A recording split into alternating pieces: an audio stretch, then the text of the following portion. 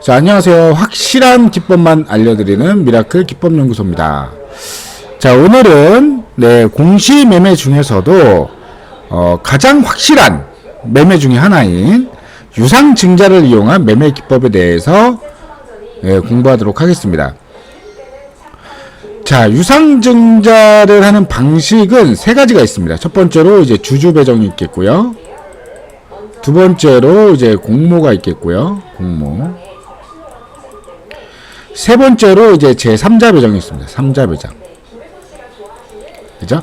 자, 이 세 가지의 방식을 모른다면 공부를 하러 빨리 가십시오. 먼저 공부를 하고 이 영상을 보시기 바랍니다. 자, 이 방식이 뭔지도 모른다. 그러면 이 매매 기법을 이해하기가 좀 어렵기 때문에 먼저 공부를 하시고 이 매매 기법을 봐주시기 바랍니다. 자, 주주 배정 유상증자는 뭐냐? 기존 주주들한테, 미리 주식을 가지고 있는 주주들한테 신주를 청약할 수 있는 권리를 먼저 준다는 거죠. 주주들한테 선배정. 자, 공모는 뭐냐? 제3자한테 청약할 권리를 준다는 거죠. 자, 세 번째로 3자 배정 유상증자는 뭐냐? 개인이나 기관이 새롭게 주식을 사서 할인된 가격으로 주식을 사서 투자를 하는 거죠. 예. 그러면 일반적으로 봤을 때 주주 배정 유상증자는 악재라고 얘기를 하고 3자 배정 유상증자는 호재라고 얘기를 합니다. 왜 그런지는 제가 나중에 또 설명을 드릴게요. 이거는 기본적으로 알고 계셔야 돼요. 왜 호재고 왜 악재인지 기본적으로 알고 계셔야 됩니다. 자, 그러면 오늘 유상증자를 이용한 매매 기법은 어떤 방식으로 하는 유상증자에 대해서 매매 기법을 만드는 거냐? 바로 1번 주주 배정 유상증자의 방식을 통한 매매 기법을 제가 설명을 드리도록 하겠습니다. 일단 차트를 한번 보실게요. 자, 차트를 보시면 자,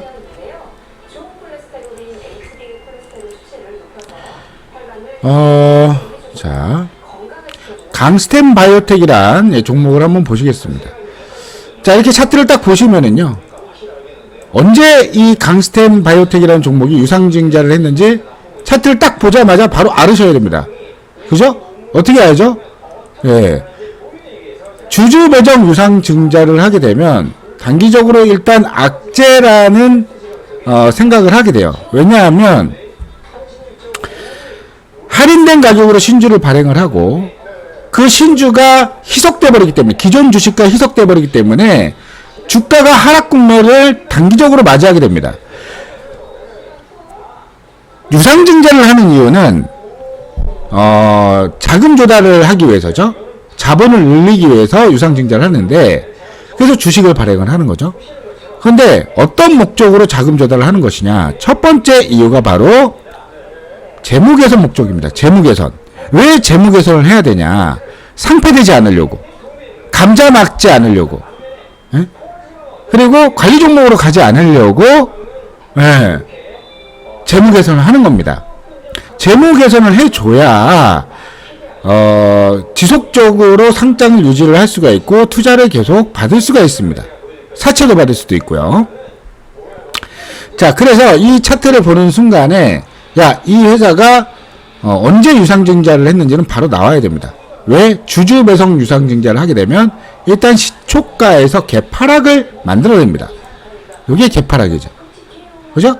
그러면 여기에 공시라는 이 보조지표를 써서 이 막대 그래프가 이제 바로 언제 유상증자를 했는지 바로 이제 나오죠. 그럼 이걸 클릭을 해보면 바로 결정문이 나옵니다. 어떻게 유상증자를 진행을 할 것인지 결정문이 나옵니다. 자, 자금 조달 목적으로, 운영자금 목적으로 약 한 500억을 유상증자를 진행을 했습니다. 그래서 증자 방식은 주주 배정 후 실권주 일반 공모죠. 주주 배정 후 실권주 일반 공모라는 말이 무슨 말이냐? 기존 주주한테 먼저 선 배정을 해주고, 선 배정을 해준 다음에 실권, 권리를 잃어버린 주식, 즉 신주를 발행하면 청약할 권리를 기존 주주들한테 주는데 돈이 없어. 그리고 청약하기가 싫어. 그래서 그냥 난 포기해버려.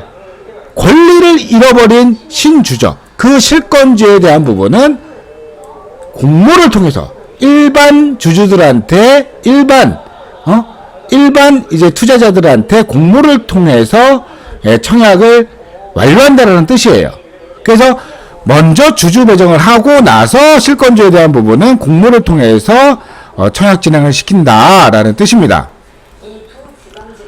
자, 여기서 중요한 게 일정이 굉장히 중요한데요. 일정이 유상증자 공시가 나오면 내가 이렇게 여러분들 기존 주주분들 저희 회사가 지금 현재 계속 적자 상황이 나오고 있고 지금 현재 운영자금도 부족하고 또 재무 개선도 해야 될 필요성이 있어서 유상증자를 진행하겠습니다 라고 공표를 했어요. 그죠? 하고 나서 언제까지 이 주식을 들고 있으면 신주를 청약할 권리를 주겠습니다 라고 하는 게 바로 기준일입니다. 기준일. 그러니까 2021년 9월 3일까지 들고 있으면 신주를 청약할 권리를 주겠다는 거예요. 오늘 지금 시점에서 공표를 한 시점까지 들고 있는 게 아니라 유상증자를 진행하겠습니다 라고 말을 한 이후에 기준일까지 버티고 있는 사람들한테 신주를 받을 청약할 권리를 주겠다라는 거예요. 이게 매매법으로 활용할 수가 있다라는 겁니다. 왜 그런지는 제가 설명을 드릴게요.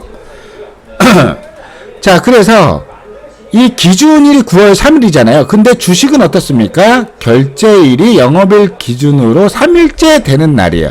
그러니까 이틀 후에 여러분들 출금을 할 수가 있습니다. 그래서 마이너스 이틀 전이 기준이 실제로 기준일이 되는 그때까지 들고 있으면 신주를 청약할 권리를 준다는 뜻입니다. 그죠? 그러면 9월 1일까지 들고 있으면 되겠죠. 그럼 9월 2일은 뭐냐? 바로 권리락일이에요. 권리락. 이제부터는 권리를 걸어버렸어. 오늘부터는 어제까지 들고 있던 사람한테만 신주를 청약할 기회를 주고 9월 1일부터는 이제 끝났어. 끝났고 신주를 청약할 기회가 없어. 지금부터 산다 하더라도 이게 되는 거예요. 그리고 나서 권리락일 이후에 납입일이 나옵니다. 납입일. 그죠? 이 10월 21일까지 돈을 납입을 해야 돼.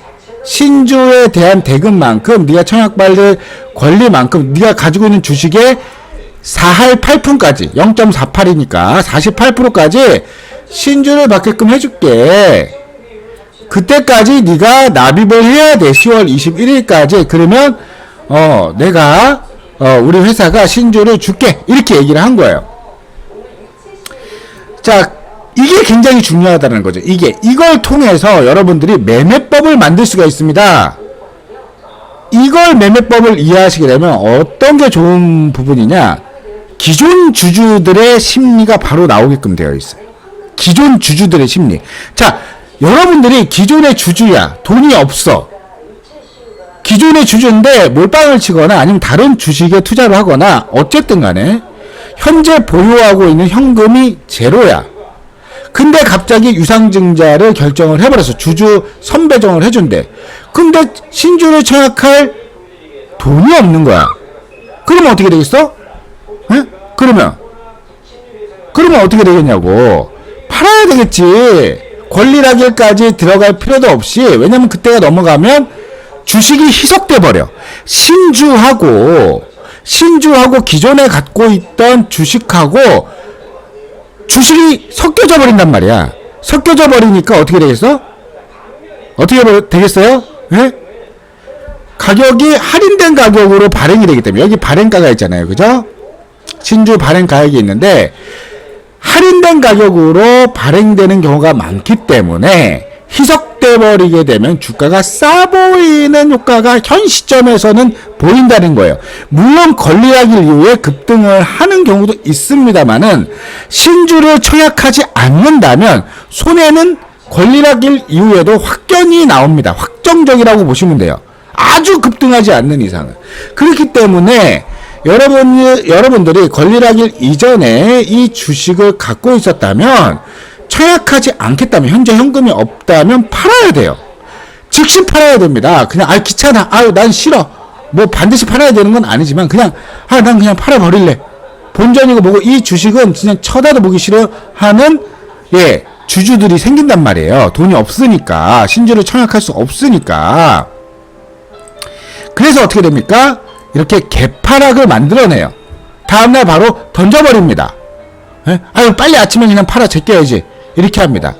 그러면서 이 사람들이 빨리 이게 돈이 없는 사람들이 빨리 파는데, 이 사람들이 한 일주일 정도 지나게 되면 그런 사람들이 이제 없어져요. 완전히 없어지진 않겠지만 줄어들어요. 줄어든다. 즉 매도세가 줄어든다는 거예요. 매도세가. 이렇게 가다가 이렇게 줄어들면서 횡보를 하기 시작합니다. 그러면서 어느 시점의 시간이 지나면 권리락일 전일이 기준일이라고 그랬죠. 기준일. 원래 기준일은 이날인데 권리락일 다음일인데 결제일이 한 2, 이틀 정도 이렇게 차이가 나기 때문에 요 이틀 전이 이제 기준일이 되는 거예요. 권리락 전일까지 들고 있어야 된다는 거죠. 신주 청약을 받으려면. 그럼 그때는 이제 다시 주가가 올라가요. 왜? 매도세가 줄어들었기 때문입니다. 실망 매물이 나오고 나서 주주 배정 유상증자를 한다고 하니까 청약을 할 수 없는 기존 주주들이 그냥 실망했어, 던졌어 라고 한 다음에 어느 정도 그런 사람들이 줄어드니까 횡보를 치면서 다시 주가가 원위치로 올라옵니다. 여기서 여러분들이 매매 기법을 하나 만들 수가 있고요. 두 번째로 권리락일 이후에 당일 단타를 쳐볼 수가 있겠고요. 그 이후에 상장일까지 저가 포지션을 통해서 수익 실현을 해볼 수가 있습니다. 이게 매매 기법이에요. 그러면 자, 여러분들이 어떻게 포지션을 정하고, 이게 이제 여기까지는 이제 공시를 통해서 어떻게 진행이 되는가라고 이제 판단을 하셔야 되고, 어디서 사야 될 것인가를 이제 정해야 되겠죠. 그죠? 어디서 사야 될 것인가. 그리고 그 전에 제가 먼저 설명을 드리겠습니다. 자, 여러분들 이렇게 키움에 이제 0710 화면 번호를 보시게 되면 증시 캘린더라는 게 있어요. 이 증시 캘린더에는 유상증자를 진행한 유상증자, 무상증자, 무슨 뭐 감자, 그 다음에 여러 가지 중요 공시의 일정이 캘린더상에 이제 쫙 나옵니다. 회사 이름도 나오고요. 거기서 그럼 내가 유상증자 매매법을 하려고 그러니까 이거 하나만 그냥 계속 하려고 그러니까 유상증자한 회사를 찾아야 되겠죠. 어떻게 찾을 것이냐? 여기서 찾으시면 돼요. 여기다가 유상증자 이렇게 치면 나올 거야, 안 나올까요? 나오죠. 나오면 유상증자 기준일이라고 이제 명시된 회사가 있습니다. 그러면 이 유상증자 기준일이 나온 회사는 또 청약일이라고 나온 회사는 제주환경 같은 경우에 9월 6일 날 유증을 또 했죠. 자, 9월 6일 날. 자, 이날 거래 정지 상황에서 유상증자를 정정공시가 뜬 거네요. 정정공시가 뜬 거고, 다른 회사를 한번 볼까요? 이렇게 어쨌든 간에 증시 캘린더를 통해서 유상증자를 진행한 회사를 찾아볼 수 있습니다. 그 회사가 기준일 시점에서 기준일 전에, 기준일 후에 여러분들이 두 가지 방법으로 수익 매매 그리고 권리락 당일 단타 매매를 진행할 수 있습니다. 그럼 포지션을 어떻게 정할 것이냐, 어디서 살 것이냐, 이게 중요하다는 거죠. 주식 투자에 있어서 100% 확실한 그런 매매법은 없어요. 100% 확실한 그런 매매법은 없지만 대략적으로 확률적으로 확률이 높은 그런 매매법, 보통 한 7알 이상만 되면 굉장히 좋은 매매법이라고 얘기를 합니다. 그 7알도 사실은 매매법만 가지고는 되는 게 아니에요. 원칙이 들어가야 된다는 거죠. 분산 분할 투자, 그 다음에 손절, 이런 원칙 매매가 들어가야 됩니다. 심리가 들어가 줘야 된다라는 거죠. 자, 그래서 이 강스템 바이오텍을 보시면 3일 이후에 여러분들이 3일에서 이 개파락을 만들어낸 이 공간을 분할하세요. 이렇게 가운데로 분할하시고 한 칸 더 내려와서 매수 타점을 정합니다. 그러니까 여기서부터 여기까지 그냥 분할 매수 하시면 되세요. 그렇죠? 아니면 내가 핵심 맥점에서 그냥 대기하고 있다가 매수를 할 거야 하면 요 정도 떼가지고 이렇게 매수 타점을 정하시면 됩니다. 그런 다음에 반등이 나와서 권리락 전일까지 여러분들이 매도를 하셔야 되겠죠.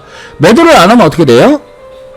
권리락일 이후에 주가 수정이 되면서 여러분들 청약을 안 하시면 손해가 발생하게 됩니다. 반드시 청약을 하셔야 돼요.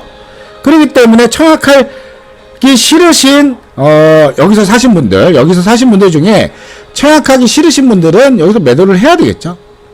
자, 그리고 권리락일 이후에 상장일까지 권리락일 이후에 이 선을, 자, 이렇게 나눴던 선을 그은 상태에서, 자, 돌파가 나왔습니다. 돌파가 최고점을 돌파가 나왔는데 윗꼬리가 잡히면서 다시 내려왔어요. 내려왔을 때 저가권에서 한 번 더 매수해서 수익 실현을 할 수 있는 이런 방법이 있겠습니다. 자, 이걸 여러분들 제가 지금 한 15분 정도 내외의 강의를 통해 설명을 하려다 보니까 조금 내용이 조금 빈약해요. 빈약한데 대충 이렇다라는 거죠. 제가 이걸 어떻게 잡고 어떤 선을 통해서 어떤 보조 지표를 통해서 어떤 기준으로 여러분들이 매매를 하셔야 된다는 거는 다음 강의를 통해서 제가 말씀을 드리도록 하겠습니다. 왜냐하면 이게 짧은 시간에 유튜브가 그 강의 시간이 너무 길면 또 이렇게 안 보더라고요. 그래서 짧게 설명을 할 테니까 일단은 개념은 이렇다라고 생각을 하시면 돼요. 자, 요점은 뭐다?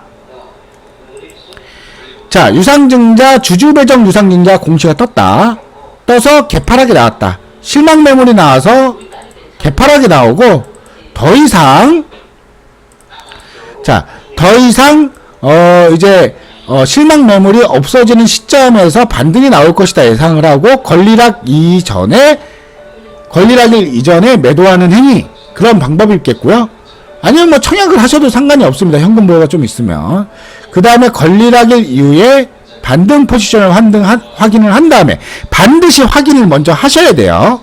확인을 안 하시면 그냥 줄줄이 내려올 수도 있어요. 그러니까 정고점을 돌파해주는 양봉 반등이 반드시 나와줘야 됩니다. 그걸 확인한 후에 새롭게 추가 포지션을 정하는 거. 그렇게 해서 어디에 매도를 하냐, 어디쯤에서 매도를 하냐, 바로 갭을 메꾸어 주는 자리까지 수익 매매로 여러분들이 대응을 하신다면 뭐 한 요 정도 한 20%에서 한 25% 단기적인 한 일주일에서 한 보름 사이에 수익 매매를 통해서 수익 실현을 하실 수 있을 거라고 생각을 합니다. 자, 오늘 좀 굉장히 중요한 시간이었어요.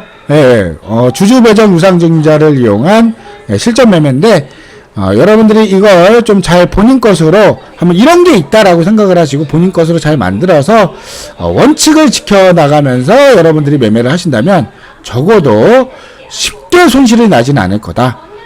꾸준히 원칙을 지켜나가신다면 뭐 수익은 자동적으로 들어올 것이다 라고 확신하고 있습니다. 자, 오늘 이렇게 강의를 찍어봤는데요. 사실 여러분들한테 많은 좋은 강의를 드리고자 앞으로 저희 미라클 기법연구소는 노력하도록 하겠습니다. 감사합니다. 수고하셨어요.